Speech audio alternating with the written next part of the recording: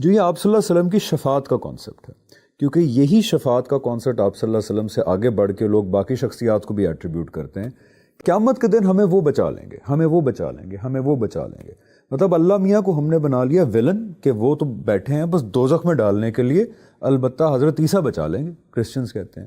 آپ صلی اللہ علیہ وسلم بچا لیں گے، مسلمان کہتے ہیں. جو ہمارے دوسرے لوگ ہیں وہ کہتے ہیں غوث اعظم بچا لیں گے.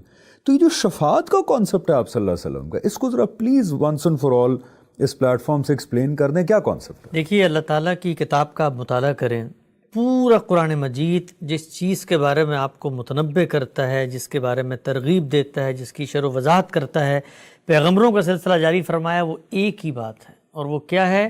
جزا اور سزا. دنیا میں تمہیں بھیجا ہے، ارادے اختیار کی صلاحیت دی ہے، قوت دی ہے، طاقت دی ہے، خود فیصلے کرتے ہو، تو پھر اللہ تعالیٰ ان کی بنیاد پہ جزا و سزا کرے گا. یہ جو رسولوں کا اتمام حجت کے بعد دنیا میں عذاب آتا ہے نا، یہ بھی اسی جزا و سزا کا ایک ظہور ہے. تو جزا و سزا ہے خدا کی اسکیم کو سمجھنے میں اصل چیز.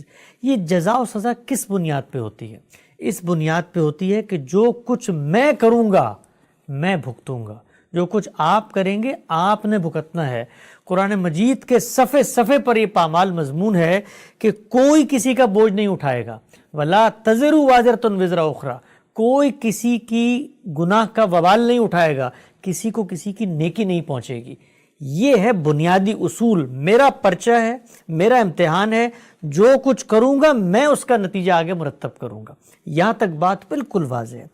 آگے بڑھ کے اللہ تعالیٰ یہ کہتے ہیں کہ تمہارے اندر سے کوئی انسان کسی گناہ کا ارتکاب کر دیتا ہے، کوئی غلطی کر دیتا ہے، کوئی کوتاہی کر دیتا ہے، اس کے اندر خود سے توبہ کا، رجوع کا، انابت کا، جھکنے کا جذبہ پیدا ہوتا ہے. تو یہ پیدا ہونے کے بعد نبی بھی اگر تمہاری مغفرت کی درخواست کرتا ہے تو اس کا نام شفاعت. شفاعت یہ نہیں ہے کہ میں پوری زندگی گناہ کرتا چلا جاؤں اور پیغمبر آگے بڑھ کر یہ کہہ دیں کہ جی اس نے تو گناہ کیے ہیں لہٰذا میرا کارڈ ہی میں استعمال کر رہا ہوں اور اس کو آپ معاف کر دیں. او بھائی، یہ کارڈ تو زمین کے اوپر استعمال نہیں کر سکتا، تو آخرت تو دور کی بات ہے. ذرا آپ نے کبھی سوچا کہ بچوں سے زیادہ عزیز کون ہوگا کسی کو؟ نوح علیہ السلام کا بچہ تھا. بالکل. ذرا تصور کریں، وہاں پر کچھ نہیں کہہ سکے کہ پیغمبر کھڑے ہوئے اللہ کے مقرب بندے، کچھ نہیں کر سکے. تو پورا کا پورا تصور جو شفاعت کا بیان کیا جاتا ہے، قرآن مجید کو پڑھیں.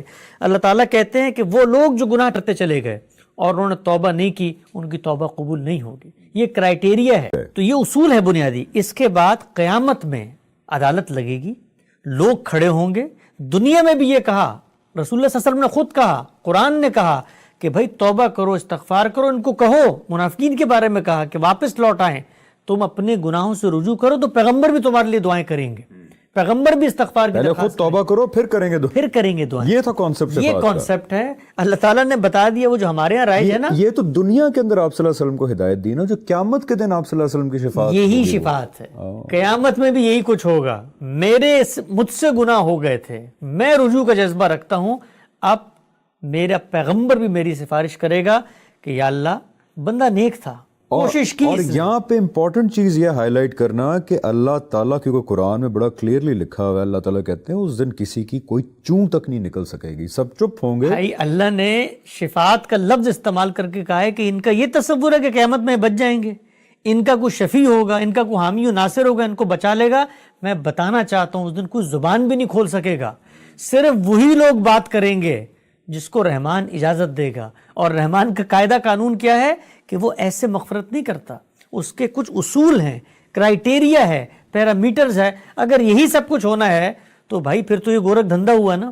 پھر میرا امتحان کیا ہے دنیا میں کہ میں مسلمان گھرانے میں پیدا ہو گیا اور میں گناہ کرتا چلا گیا اور پیغمبر نے مجھے بچا لیا. گناہ کیے، بس میں نے آپ صلی اللہ علیہ وسلم سے بڑی محبت کی، غوث پاک کا مرید تھا، تو بس زندگی جیسے بھی گزار لی، وہ بچا لیں گے مجھے آگے. یہ پورے کے پورے دین سے متصادم تصور ہے. دین اسلام میں ایسی کوئی بات نہیں ہے میں گناہ کروں گا تو میں نے رجوع کرنا ہے. آپ دنیا میں دیکھیں، آپ کسی کی سفارش کرتے ہیں، کسی کے بارے میں کوئی چٹھی لکھتے ہیں، اس کی طبیعت کے برخلاف کرتے ہیں یا اس کی خواہش پہ کرتے ہیں؟ یعنی ایک شخص ہے مجھے نوکری کرنی نہیں ہے اور میں روزانہ لوگوں کو فون کر کہہ رہا ہوں کہ اس کو نوکری پہ رکھ لو. تو بھائی سفارش کی ہی تب جاتی ہے کہ جب بندے کی ایمان موجود ہوتی ہے. یعنی کہ یہ کہنا درست ہوگا کہ قیامت کے دن اس دن کسی کی چوں نہیں نکلے گی, کوئی اپنے لب نہیں کھول پائے گا, آواز تک نہیں آئے گی, چاہے وہ فرشتے ہوں چاہے وہ انبیاء ہوں, سب چپ ہوں گے. اس دن حکومت صرف رحمان کی ہوگی.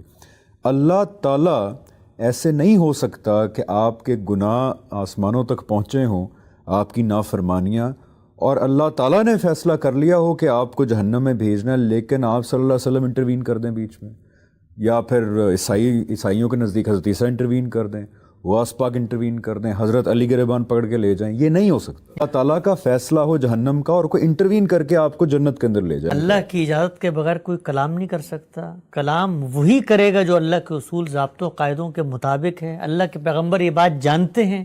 جو سفارش کریں گے وہ دنیا میں پوری زندگی اسی کا درس دے کر گئے ہیں. یعنی دنیا میں وہ کسی کی سفارش نہیں کرتے تھے اس وقت تک جب تک اس کے اندر رجوع اور انابت کا جذبہ پیدا نہ ہو. تو شفاعت کا جو پورا تصور ہے یہ تو ان لوگوں کا تصور ہے جو دین اسلام کے برخلاف کھڑے ہیں, جنہوں نے اسلام کو یہودیت بنا لیا, جنہوں نے اسلام کو نصرانیت بنا لیا, اور کیا کہا کہ فلاں فلاں ہمیں بچا لے گا. بھئی قرآن مجید نے وہ نقل کی ہیں ان کی باتیں, اور کہتے ہیں قیامت میں ان کو یہ سب کچھ بچا لیں گے. میں بتا رہا ہوں کہ رحمان کے سامنے کوئی ان کو نہیں بچا سکتا, کوئی ان کا شفیع مددگار حامی و ناصر نہیں ہوگا. ایک اکیلا واحد قہار ہے. تو یہ بات ہے بنیادی طور پہ. یہاں ایک چھوٹی سی بات میں مزید اضافے میں کہہ دوں کہ یہ تو بات ہے مغفرت کے حوالے سے. دنیا میں ہم جب یہ کہتے ہیں کہ کوئی رخصت ہو گیا تو اس کا نامہ اعمال بند ہو گیا سوائے 3 چیزوں کے. خود رسالت مآب صلی اللہ علیہ وسلم نے بتایا ہے کہ جب آپ دنیا سے رخصت ہو جاتے ہیں تو آپ کی انیشیٹو پہ اگر آپ نے کوئی نیکی جاری کی ہوئی ہے, جس کو آپ کہتے ہیں نا ایصال ثواب, کہ بھئی ان کی نیکیاں چل رہی ہیں, تو وہ معاملہ آپ کے ساتھ ہوتا رہے گا. اس کی وجہ کیا ہے؟ آپ انیشیٹ کر کے گئے ہیں. تو فرمایا کہ علم, 3 چیزیں ہیں نا, کہ پہلی چیز علم اگر کسی نے ایسا جاری کیا ہے, یعنی کنورسنگ اسلام کا ثواب ملے گا ہمیں جب تک لوگ دیکھیں گے, اگر آپ نیک نیتی سے کریں گے انشاءاللہ تو آپ کو ملے گا وہ لوگوں کو جو نفع دے.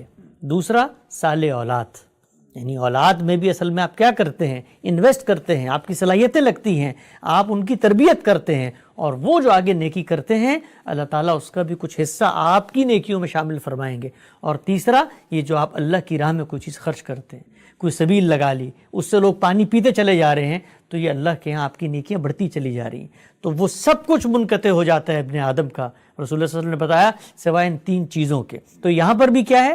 میرا انیشیٹو ہے, میں نے کچھ کیا ہے, اس کے بغیر مجھے کچھ نہیں مل سکتا. تو یہ ہے جی دین اسلام, سادہ ستھرا, صاف, واضح. قرآن مجید بار بار کیا بیان کرتا ہے؟ بھئی کھول کے بیان کر دیا ہے. آپ کو کہانی سنانی پڑے گی مجھے, بالکل فلاں بزرگ گئے تھے غار میں, ان پہ تجلی کا ظہور ہوا تھا, ان کو وہاں پر مرغی نظر آئی تھی, اس پہ انہوں نے دم کیا, یہ کہانی آپ کو سنانی ہے. دین کے اسلام کے اندر کوئی کہانی نہیں, صرف اوپر one supreme boss, that is اللہ میاں. ایک اللہ تعالیٰ ہیں, اوپر اللہ ہیں, نیچے اللہ ہیں, اول اللہ ہیں, آخر اللہ ہیں, ظاہر اللہ ہیں, باطن اللہ ہیں. یہ اللہ خود اپنے بارے میں کہتا ہے. بالکل. ہم آگے بڑھ کے کہتے ہیں کہ نہیں, ہم تو اللہ کو جانتے ہیں لیکن ہم اللہ کا شریک بنائیں گے, ہم اللہ کا ساجی بنائیں گے.